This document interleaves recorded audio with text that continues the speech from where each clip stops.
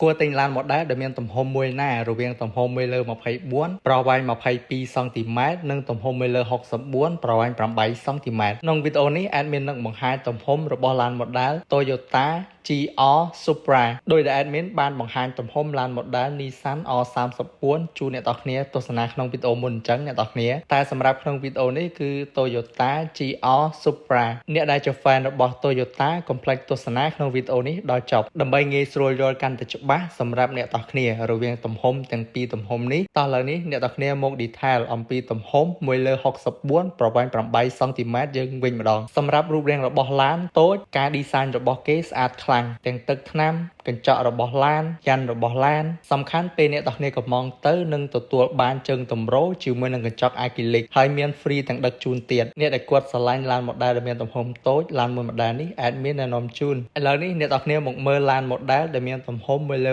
24ប្រវែង22សង់ទីម៉ែត្រយើងវិញម្ដងសម្រាប់ទំហំធំដោយតែបានឃើញនៅក្នុងវីដេអូនេះអញ្ចឹងការ design របស់គេស្អាតដូចឡានពិតៗនិយាយទៅឡានទាំងពីរម៉ូដែលនេះស្អាតដូចគ្នាខុសតែទំហំទេអ្នកនរគ្នាតួរបស់ឡានវិញតួដែកឡានម៉ូដែលដែលមានទំហំ1លើ24ប្រវែង22សង់ទីម៉ែត្រយើងអាចបើកទ្វារជាមួយនឹងហ៊ូតម៉ាស៊ីនបានសំខាន់ពេលអ្នកនរគ្នាកំងទៅនឹងទទួលបានទាំងផ្លាកលេខបូកថែមជាមួយនឹង free ដឹកជូនទៀតសម្រាប់ផ្លាកលេខអ្នកនរគ្នាអាចដាក់ជាឈ្មោះអ្នកនរគ្នាឬក៏ដាក់ដូចឡានពិតៗអញ្ចឹងផ្លេចជម្រាបប្រាប់អ្នកនរគ្នាថាឡានម៉ូដែលដែលមានទំហំ1លើ64ប្រវែង8សង់ទីម៉ែត្រអត់មានផ្លាកលេខដូចឡានម៉ូដែលដែលមានទំហំ1លើ24ទេអ្នកនរគ្នាប៉ុន្តែមាន free ទាំងដឹកជូនទៀតក្នុងវីដេអូនេះក៏បានមកដល់ទីបញ្ចប់ជាចុងក្រោយទំហំមួយណាសម្រាប់អ្នកនរគ្នាទំហំ1លើ64ប្រវែង8សង់ទីម៉ែត្រឬក៏ទំហំ1លើ24ប្រវែង22សង់ទីម៉ែត្រទំហំទាំងពីរសម្រាប់ admin ស្រឡាញ់ទាំងពីរតែម្ដងអ្នកនរគ្នាដោយសារជាឡាននៅក្នុងក្តីស្រមៃបើសិនជាអ្នកនរគ្នាមានចំណាប់អារម្មណ៍សម្រាប់ការកំងឡានម៉ូដែល